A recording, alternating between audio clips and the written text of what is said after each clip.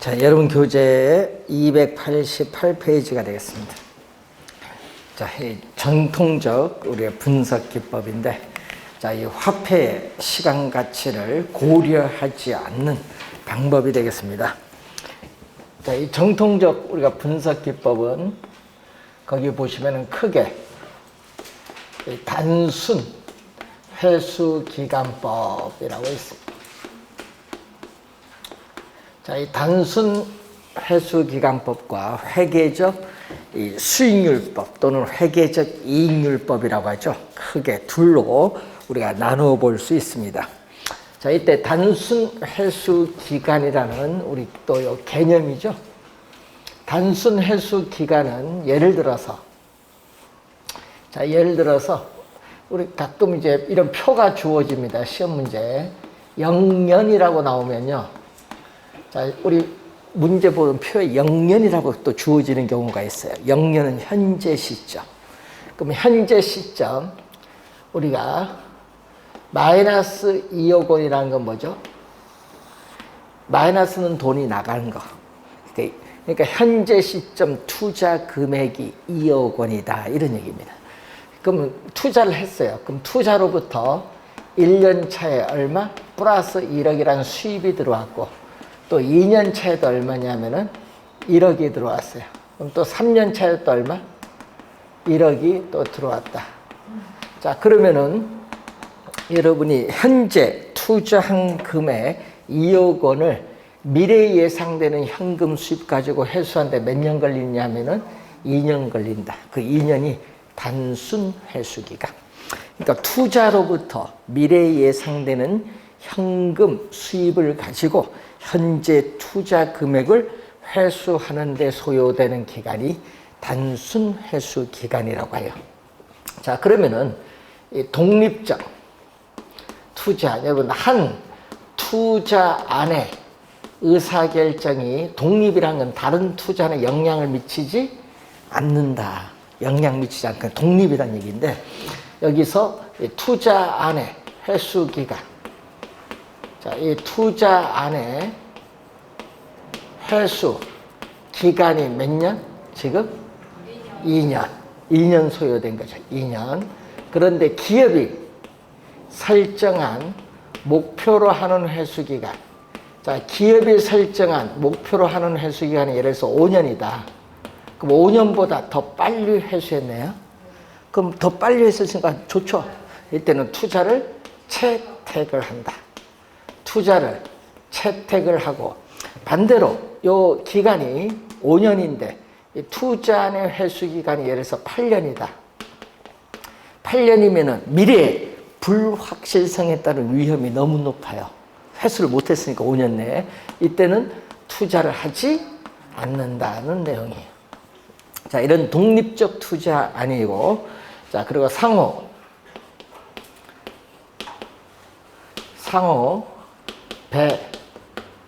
배타적 투자입니다.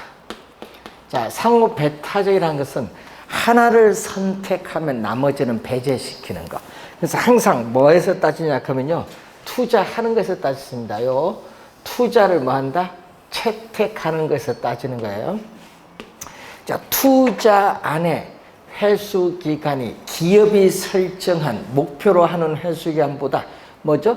짧은 기간 중에서도 가장 뭐한 것을 짧은 걸 선택한다. 그래서 가장 짧은 투자안을 선택한다.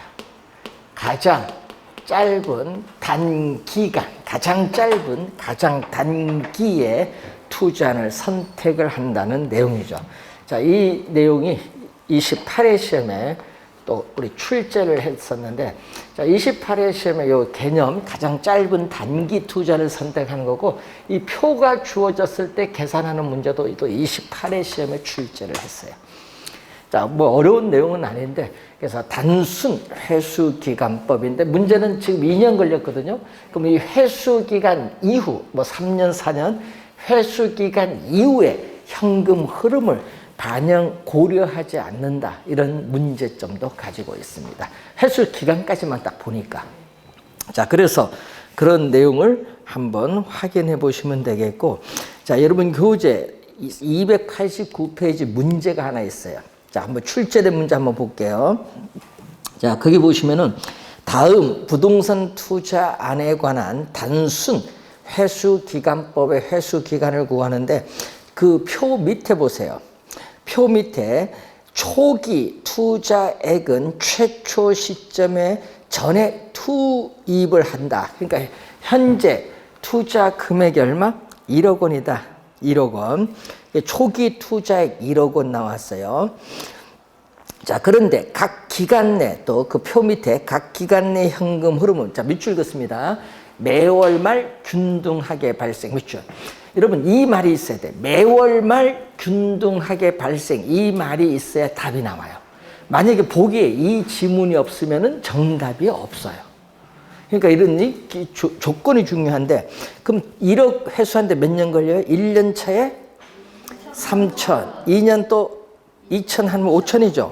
3년 2천 다니까 얼마? 7천. 3천만 원만 회수해야 되는데, 자, 이제 4년 차에 넘어왔을 때 1년 동안 6천만 원이니까 반 하면 얼마? 3천이죠? 1년에 반이니까 몇 개월? 6개월. 그래서 3년 6개월 소요된다. 표를 보고 이거 해석하는 문제. 자, 회계적 수익률법이 나오는데, 요거는 회계 장부 있거든요. 좀 기업의 회계 장부의 이 수익과 비용을 가지고 계산한 수익률이 회계적 수익률입니다. 그래서 여러분 주의해야 될 것은 회계적 수익률법은 화폐 시장 가치를 고려하지 않는 것. 그 지문이 한 5번은 나온 것 같아요. 그만큼 우리가 회계적 수익률은 화폐 시장 가치를 고려하지 않는 방법 꼭 기억을 해 두시고, 자, 이때 우리가 독립적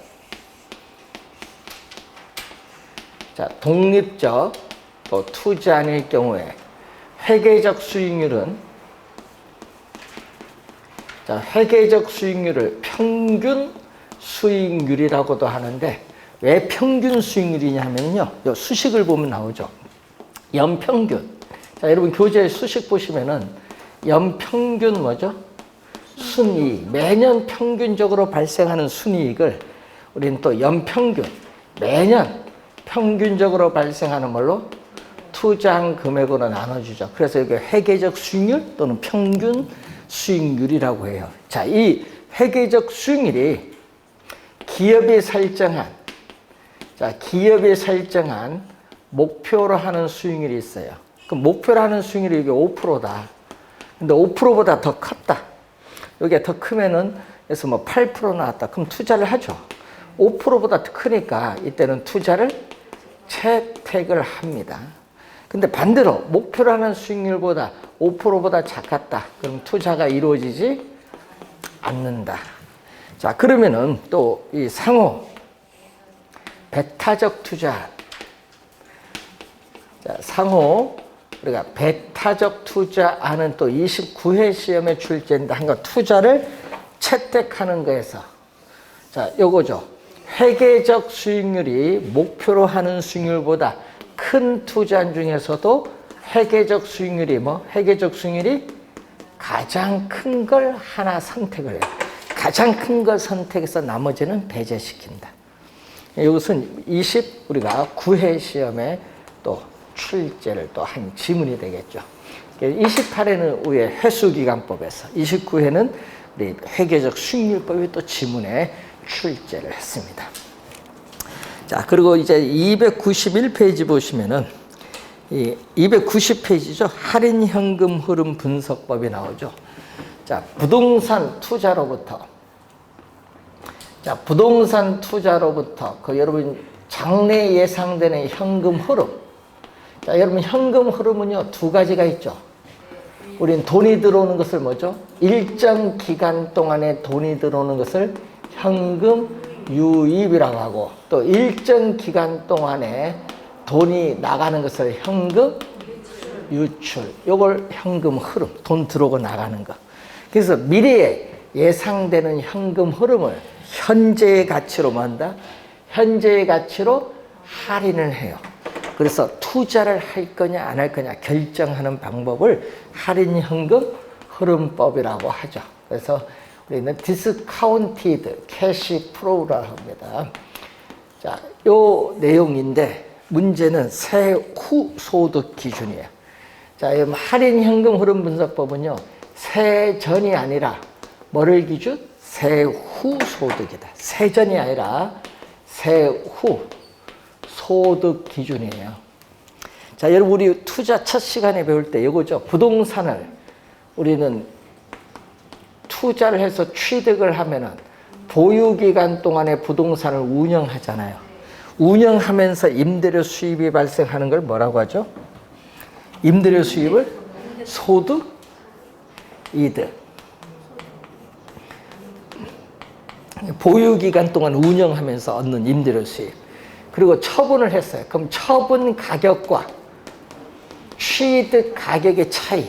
이걸 부동산 가격 상승에 따른 이득에서 여러분 또 배운 용어가 자본 이득이라고 배웠잖아요. 그래서 여러분이 이 할인 현금 흐름 분석법은 이 취득을 해서 처분할 때까지 뭐 10년 보유하면 10년 다 계산해야 된다는 얘기인데, 그래서 이 전체 기간 동안에 취득해서 처분할 때까지의 전체 기간 동안에 현금 흐름을 반영하고 있다.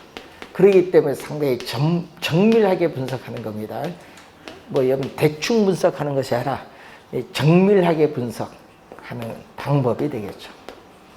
전체 취득해서 처분할 때까지의 전체 기간 동안의 현금 흐름을 우리가 반영하고 있는 방법이다.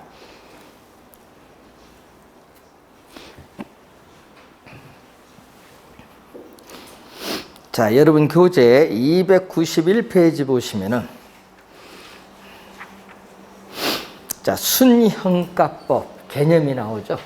자, 우선 할인 현금 흐름 분석법은 화폐 시간 가치를 고려하는 할인 기법인데, 우선 순현재 가치법, 수익성 지수법, 그리고 내부 수익률법으로 이렇게 나누어 볼 수 있습니다. 자, 우선 우리 첫 번째가 나오는 게 현재 가치. 자, 현재 가치를 줄여서 현가라고 하죠. 네, 현재 가치를 줄여서 현가. 그러니까 순현재 가치법을 순현가법이라고 해요. 순은 네트거든요. 네트, 뭐 프레젠트 밸류라고 해서 NPV법이라고도 해요. 자, 여기서 이제 개념, 거기에 개념이 나와 있죠. 자, 부동산 투자로부터 장래 예상되는 세후 소득입니다. 여러분, 세후 소득의 현재 가치의 합계와 처음에 투자 비용으로 지출한 지분은 자기 자본입니다. 지분의 현재 가치의 합계를 비교를 합니다.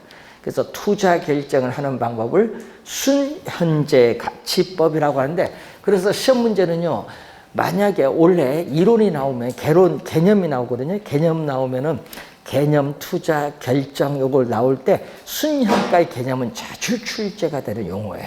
그래서 순현가 용어 모르면 안 되거든요. 요거는 우리 자주 출제가 되는 용어. 순현재 가치, 순현가를 NPV라고 하는데, 자, 순현가 요 개념을 시험 문제에 우리는 출제원들이 자주 출제하는 용어. 올해도 출제 예상되는 용어죠. 자, 부동산 투자로부터 장래 예상되는 현금 유입에 있어서의 현재 가치를 PV라고 하고, 또 부동산 투자로부터 장래 예상되는 현금 유출에 있어서의 현재 가치, 현재 투자한 금액이죠. 이걸 뺀 것을 우리는 의미한다. 항상 투자의 판단 시점은 무슨 시점? 투자의 판단 시점은 현재 시점.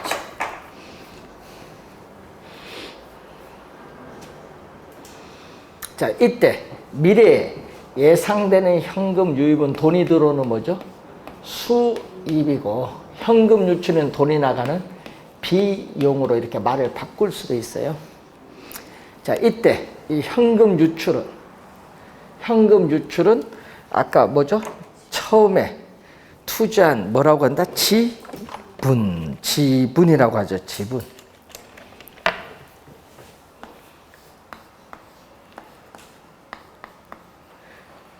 지분 또는 지분 투자액. 그러니까 뭐가 아니다. 총 부동산을 취득하는데 대출금까지 포함한 총 투자한 금액이 아니라 지분 투자액. 자, 이때 이 미래에 예상되는 현금 유입과 현금 유출을 현재 가치로 할인을 해야 돼요. 이때 할인할 때 할인율로서 뭐를 사용하냐. 자, 시험에 많이 나옵니다. 할인율로서 요구 수익률을 사용하는데, 요구 수익률 우리 배웠죠? 요구 수익률은 투자자마다 요구하는 수익률이 다 다르지. 그래서 투자 주체에 따라 요구 수익률은 달라질 수 있다. 투자 주체에 따라 달라지기 때문에 요구 수익률은 무슨 수익률이냐면은 주관적 수익률, 객관적이 아니라 주관적 수익률이라고도 해요. 자, 시험에 요거선 요거 많이 나옵니다. 좀 주의해 두고. 그럼 순현가 계산하면 어떻게 돼? 현금 유입 유출을 현재 가치로 할인해서 계산을 해야 되니까 시험 문제 또 나오죠. 순현가를 계산하기 위해서는 사전에 미리 할인율인 요구 수익률이 결정되어져야 한다. 그 할인율인 요구 수익률이 있어야 뭐를 순현가를 계산할 수 있다. 자, 그 내용 여러분이 좀 염두에 좀 두시면 되겠습니다. 자, 여러분 그 특징의 기억 설명을 했죠.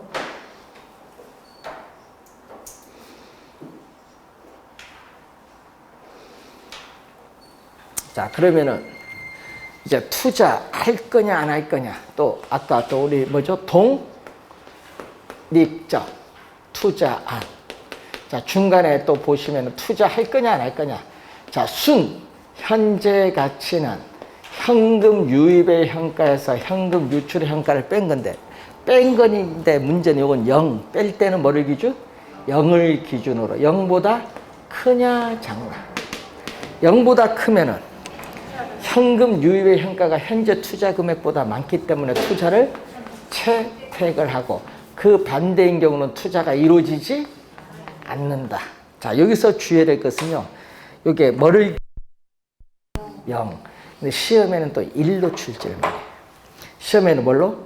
1로 출제를 많이 한다. 1이 아니라는 거. 자, 1로 출제를 많이 하는데 1이 아니다.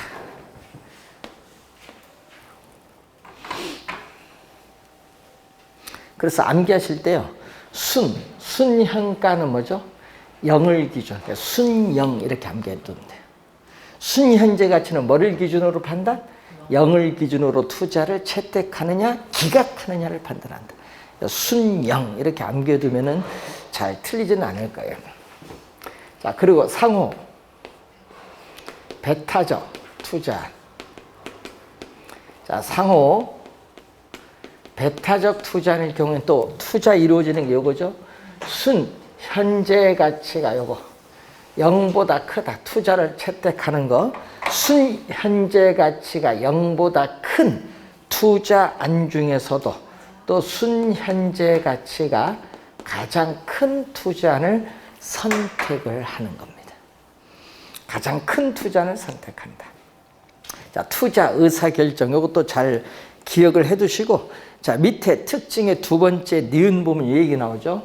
자, A 투자안의 순현가. A 투자안의 순현가가 1억이다. 자, B에 투자했을 경우에 순현재 가치가 3억이다. 그럼 더해주면 4억이 되느냐. 자, A와 B에 동시에 함께 투자했을 때 순현가가 4억이 돼요. 이게 같아요. 그러니까 각 투자안의 순현가의 합은 A, B 동시에 투자했을 경우에 순현가와 같다는 거예요. 왜? 금액으로 표현됐기 때문에. 그래서 이걸 우리는 뭐라고 하냐면요. 가치 가산의 원리라고 해요. 이것을 가치 가산의 원리가 성립을 해요. 자, 이게 성립한다는 것은 항상 투자자의 재산, 부를 뭐 한다? 극대화한다. 항상 투자자의 재산, 이 부를 극대화 시켜준다. 항상 극대화한다. 자, 여기에 여러분이 그 밑에 두 번째 거기에 나와 있는 내용이죠. 니은. 맨 밑에 디귿 특징 요거죠. 통상 일반적으로 순형가법이 내부 수익률법보다 투자 의사결정의 판단 준거로서 뭐다? 이론적으로 뭐다? 우월하기 때문에 선호된다는 거. 자, 여러분이 요 계산 관련해서 여기가 키워드거든요. 여기서 이제 지문들을 우선 우리가 추입제를 하는 겁니다.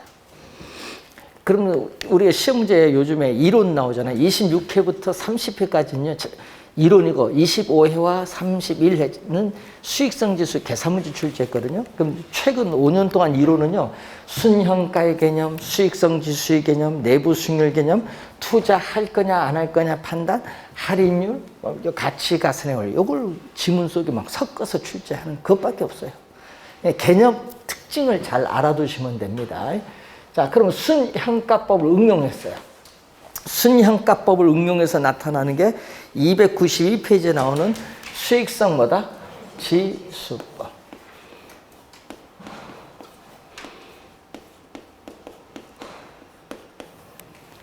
수익성 지수법. 수익성은요, Profitability Index에서 PI법이라고 해요. PI법.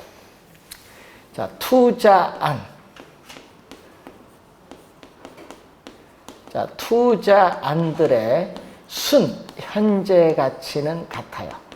자, 그럼 투자안들의 순현재 가치는 같았다. 자, 예를 들어서 이 얘기죠. A, B, C 이렇게 주어졌을 때 순현재 가치가 다 같았어요. 얼마? 1억, 1억, 1억. 다 같으면 어떻게 돼요? 1억은 0보다 크니까 투자를 채택을 하는데 여러분은 어느 걸 선택할 거냐? 선택이 어려워요. 그때 왜 선택 어렵냐? 다 같으니까. 그래서 뭐일 경우? 순형가는 같은데 처음에 투자한 금액이 뭐 할 경우? 다를 경우에 수익성 지수를 이용하면 좀 쉽게 판단할 수 있다. 그럼 투자 금액이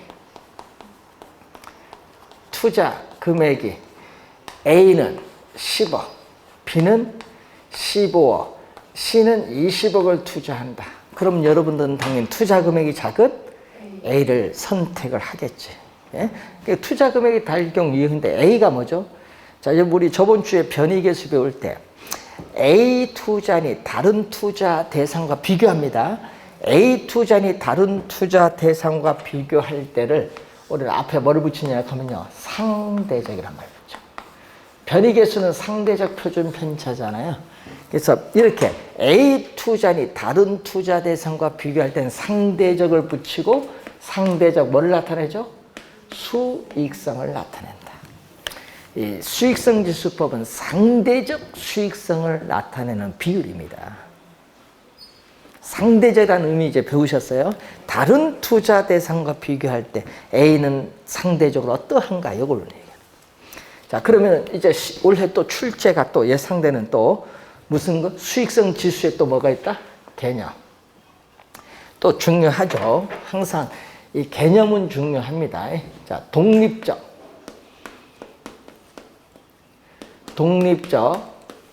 투자일 경우에 또 이 개념은 항상 정확하게 수익성 지수는 여기서 이제 또 시험 문제 중요한 건 분모 분자를 바꿔버린다. 분모 분자 요거 있죠. 유입, 유출 요것을요 섞어서 출제를 또 많이 해. 그러니까 현금 유입에 있어서의 현재 가치를 현금 유출의 현재 가치, 현재 투자한 금액이죠. 그래서 현재 투자 금액 1원, 현재 투자 금액 1원당 미래에 예상되는 현금 유입의 현가가 얼마가 되느냐, 요걸 보는 겁니다. 자, 분모 분자 말을 바꿉니다. 좀 주의 좀 해두시고, 이 값은 분모 분자로 주어질 때는요 0으로 안 해요. 뭐를 기준? 분모 분자는 비율이니까 1을 기준으로. 그래서 1을 기준으로 판단한다. 1을 기준으로 판단한다. 1보다 크면 현금 유입의 현가가 현재 투자한 금액보다 많아요. 이때는 투자를 또 뭐 한다? 채택을 하고, 그 반대인 경우는 투자가 이루어지지 않는다라는 거. 자, 이때 상호 배타적 투자일 경우는, 상호 배타적 투자일 경우에는 또 뭐죠? 수익성 지수가 뭐보다 1보다 큰 투자안 중에서도 수익성 지수가 가장 큰 투자안을 선택한다. 자, 우선 투자 의사결정 기준을 보는데, 자, 관련해서 수익성 지수는 순현재 가치법 응용했어요. 그럼 할인율로서 이것도 뭐를 사용한다? 요구 수익률이지. 그래도 이것도 할인율로서 요구 수익률을 사용해요. 주의를 또 해야 될 게 있어요. 비율이거든요. 비율일 때는 요게 성립 안 해요. A 투자안의 수익성 지수, B 투자안의 수익성 지수를 더해주면은 A와 B에 함께 투자했을 경우 수익성 지수와 같지 않다. 가치 가산의 원리가 성립하지 않아요. 왜 그러냐 하면요, 비율이잖아요. 분모 분자. 비율은 퍼센티지로 나타나기 때문에 성립하지 않아요. 그러니까 가치 가산의 원리가 성립한다, 안 한다? 안 한다. 자, 이거 하나 계산해 볼까요? A 투자는 얼마? 자, A 투자는 순현재 가치 지금 얼마 주어졌어요? 1억. 1억은 PV에서 I를 뺀데 I 현재 투자한 금액 얼마? 10억. 그럼 PV는 양변에 10억을 대주니까 11억이죠. 그럼 수익성 지수는 PV 11억을 뭘로? 현재 투자한 금액 10억으로 나눠주니까 얼마? 1.2. 2.2 나오는 거예요. 그럼 C는 어떻게 돼요? C는 순 현재 가치는 1억. PV에서 I를 뺐는데 I는 20억. 그러면 현금 유입의 현가는 양변에 20억을 대주니까 21억. 그럼 수익성 지수는 PV 21억을 뭘로? 20억으로 나눠주면 1.05가 돼요. 그래서 여러분 순현가가 이렇게 같을 때 투자 금액이 작을수록 수익성 지수는, 투자 금액이 작을수록 수익성 지수는 더 크다. 그래서 결론이 뭐죠? 초기에 투자한 금액, 이게 바로 I인데 이게 작을수록 뭐가 더 크다? 수익성 지수는 크다는 그러한 내용이죠. 자, 그 내용을 우선 여러분들이 거기에 292페이지에 잘 또 확인을 해 보시면 되겠습니다. 자, 내부 수익률법. 자, 여러분 수익성 지수 요 개념 중요하거든요. 25회와 31회는요, 표를 주어지고 계산 문제 출제했거든요. 수익성 지수. 그래서 여러분이 올해는 26회부터 30회까지 이론 출제했는데, 올해도 이론 출제 가능성이 높아요. 그러니까 순현가의 개념, 수익성 지수의 개념, 이제 배우게 될 내부 수익률 개념 중요하고, 투자 채택 기각 기준, 또 할인율, 이런 것을 잘 봐두셔야 됩니다. 자, 세 번째는 내부 수익률법. 자, 내부 수익률법은 개념은 뭐죠? 투자에 대한 부동산 투자로부터 장래 예상되는 내부 수익률과 요구 수익률을 비교해서 투자 결정을 하는 방법. 자, 여러분 거기 요구에 색깔 있죠? 개념에 왜 색깔 들어간 줄 아냐 하면 요거 시험에 실현으로 출제하거든요. 예? 거기 실현 수익률이 아니라 무슨 수익률? 예, 요구 수익률이다. 그러니까 시험 문제는요, 우리 말을 바꿔버려. 실현. 그럼 실현은 뭐예요? 실제 투자가 이루어지고 난 이후잖아요. 근데 지금 투자를 하기 전에 투자 채택 기각 판단하니까 실현 들어가면 안 되고 뭐가 들어와야 돼? 요구 수익률이 들어와야죠. 자, 내부 수익률 개념 상당히 중요합니다.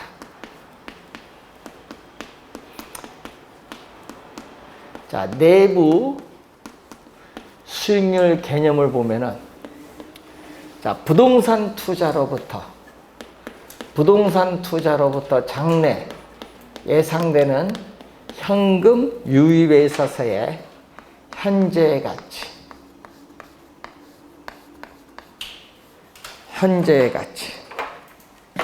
자, 그리고 또 부동산 투자로부터 장래 예상된 돈 나가는 것을 현금 유출, 돈 나가는 유출의 현재 가치, 현재 투자 금액이죠. 이걸 서로 같게 만드는 할인율을 뭐라고 한다? 내부 수익률. 그래서 요 같게 만드는 할인율을 내부 수익률이라고 한다. 그래서 할인율로서 여기는 뭐를 사용한다? 내부 수익률. 그래서 시험에 많이 출제하죠. 순현가법은 할인율로서 요구 수익률. 여기는 뭐죠? 내부 수익률. 그리고 또 시험 문제에 요 현재 가치를 뭘로 출제하냐 하면요. 또 미래 가치 뭘로? 미래 가치로 또 출제를 많이 해요. 미래 가치가 아니라 무슨 가치? 우리는 현재 가치라는 거예요. 여러분 시험 문제 이거 엄청 우리 많이 내거든요. 시험에 이렇게 내거든요. 자, 내부 수익률은 현금 유입의 현재 가치가 현금 유출이 현재 가치보다 뭐 크게 만드는 할인율을 말한다? 틀린 지문이에요. 예? 서로 뭐 같게 만드는 할인율. 자, 예를 들어서 1년. 자, 1년 후에 6천만 원. 자, 1년 후에 6천만 원이 돈이 들어온다. 1년이니까 뭐 1년 후에 6천만 원이 현재 얼마냐? 1년이니까 몇 스? 1스. 만약 2년 후면 뭐? 재고. 3년 후면 세재고. 이게 바로 현금 유입의 현재 가치. 그럼 현금 유출의 현재 가치, 현재 투자 금액이 얼마다? 5천만 원이다. 그러면은 이 현금 유입의 현가와 현금 유출의 현가를 서로 같게 만들어주는 요 할인율, 요 같게 만들어준 요 할인율 M, 이 서로 같게 만들어준 이 할인율, 요 M을 뭐라고 한다? 내부 수익률이다. 그래서 현금 유입의 현재 가치와 현금 유출의 현재 가치를 같게 만드는 요 할인율 M을 우리는 뭘로 본다? 내부 수익률로 보는데 여기서 주의해야 될 거는 요 계산 과정이죠. 여기서 요구 수익률이란 말이 나와요, 안 나와요? 안 나와요. 그래서 내부 수익률을 계산할 때는 요구 수익률을 필요로 하지 않는다. 근데 아까 요 앞에 순현가는 어떻게 돼? 순현가를 계산하기 위해서는 사전에 미리 할인율이 요구 수익률이 결정되어져야 한다는 거. 그래야 현재 가치로 할인하니까. 개념들을 잘 보시면서 자, 또 시험 문제는 또 이렇게 내거든요. 또 순현재 가치는 PV에서 I를 뺀데 여기 서로 같잖아요. 같으면 뭐가 돼? 제로.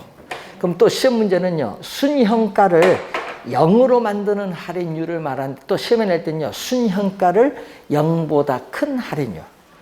또 순현가가 0보다 작은 할인율. 이렇게 또 출제하거든요.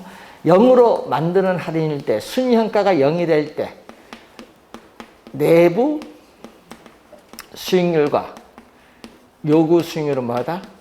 같다. 내부 수익률과 요구 수익률은 같다. 자, 또 수익성 지수라는 게 있거든요. 자, 수익성 지수는 우리 현금 유입의 현가를 현금 유출의 현가인데 또 여기 서로 같으니까 얼마? 이거는 또 1. 1로 만드는 할인. 그래서 시험 문제 26회와 9회는 이렇게 출제했거든요.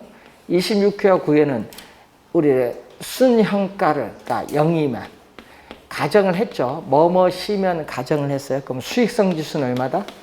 1이다. 이렇게 요거 26회, 29회 두 번 출제된 질문. 요걸 이해하느냐 보는 거죠. 그럼 다음에 이렇게도 낼 수 있죠. 수익성 지수가 1이면 또 가정을 했어요. 그럼 결론은 또 순현가는 얼마다? 0이다. 이렇게 써도 가능하죠. 다 맞는 지문이에요. 이렇게 출제를 해버리죠. 또 응용을 해서. 자, 그래서 이 내부잖아요. 여러분 요구 수익률, 저 앞에 있는 요구 수익률은 투자안 바깥 외부에서 주어진 수익률이에요. 외부에서.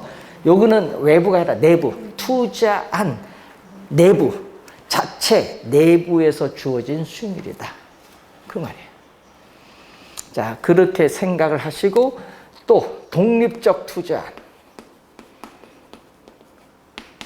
자, 독립적 투자안일 경우에는 어떻게 했죠? 또 내부 수익률은 연평균 기대 수익률입니다. 여러분, 내부 수익률은 연평균 예상되는 기대 수익률이다. 이렇게 생각하면 돼요.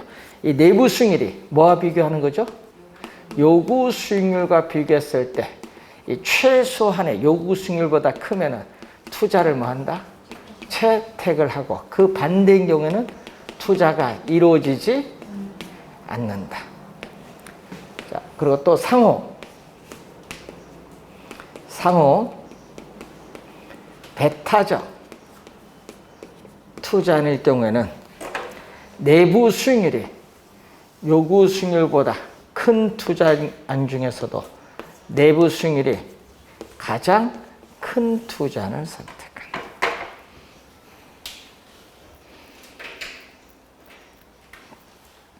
자, 그리고 또 우리가 봤을 때 A 투자안의 내부 수익률이 또 비율이거든. 수익률 10%. 자, B 투자안의 내부 수익률이 20%면요. 더해주면은 30%가 되느냐? 안 되거든요. A, B에 함께 투자 수익률 내부 수익률은 30%가 되는 것이 아니라 10몇 프로 나오거든요. 수익률이기 때문에. 비율이잖아요. 여기에 성립하지 않아요. 같이 가산의 원리가 성립하지 않기 때문에 투자자의 부를 항상 극대화시켜주는 것은 아니다. 그럼 여러분 요거 M이 1승일 때는 M이 1개거든요. 3년 후 하면 몇 제곱? 3제곱. 그럼 M이 3개 나와야 돼. 그래서 내부 수익률은요. 2개 이상.